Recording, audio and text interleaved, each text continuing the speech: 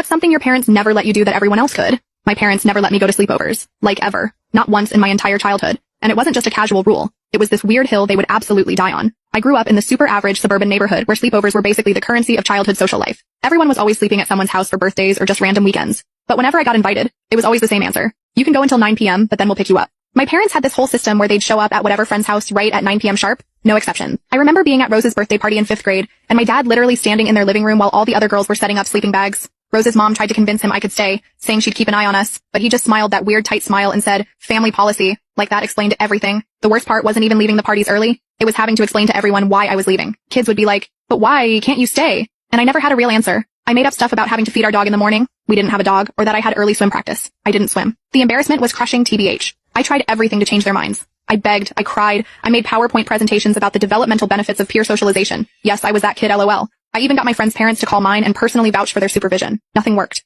By middle school, the invites started drying up. Why bother inviting the girl who always has to leave? I'd see Instagram stories of my friends all having breakfast together the next morning and it just hurt. I started making up excuses to not go to parties at all because leaving early felt worse than not being there. My parents weren't even super strict about other things. I could watch PG-13 movies. I had a reasonable curfew for regular hangouts. They let me wear what I wanted. It was just sleepovers they were weird about. When I was 16, I finally broke down during a massive fight about it. I was sobbing, asking why they were deliberately making me an outcast, when my mom got really quiet. She sat down and told me that when she was 12,